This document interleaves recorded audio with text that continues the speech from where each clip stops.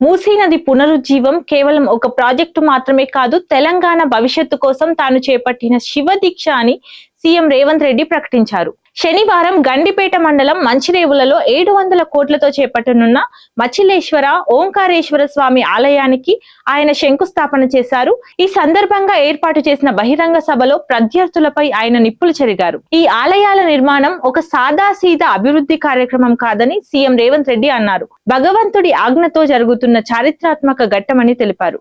ఈ ప్రాంతానికి 1400 ఏళ్ల ఘన చరిత్ర ఉందని పేర్కొన్నారు.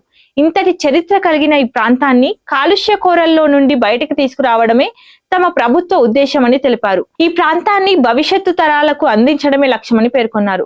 గతంలో మూసీ పునరుజ్జీవానికి చాలా మంది ప్రయత్నించినా సాధ్యం కాలేదని తెలిపారు. ఈ అవకాశం మాకు దక్కడం దైవ కృపగా భావిస్తున్నామని సీఎం రేవంత్ రెడ్డి పేర్కొన్నారు. మూసీ ప్రక్షాళనను అడ్డుకుంటున్న వారిపై సీఎం రేవంత్ రెడ్డి ఘాటుగా వ్యాఖ్యలు చేశారు.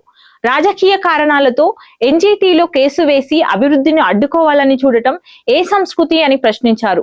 ఈ ప్రాంత ప్రజల ఆశీర్వాదంతో పదవులు అనుభవించి ఇప్పుడు అభివృద్ధిని అడ్డుకోవడానికి నేషనల్ గ్రీన్ ట్రిబ్యునల్లో కేసు వేస్తారా? మా అక్క అంటే సబితా ఇంద్రారెడ్డికి ఈ వేదికగా విజ్ఞప్తి చేస్తున్నాను.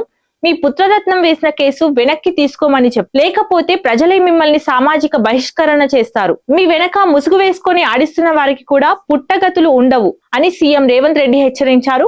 హైదరాబాద్ ను మరో ఢిల్లీ కాలుష్యంగా కానివ్వబోమని సీఎం రేవంత్ రెడ్డి స్పష్టం చేశారు.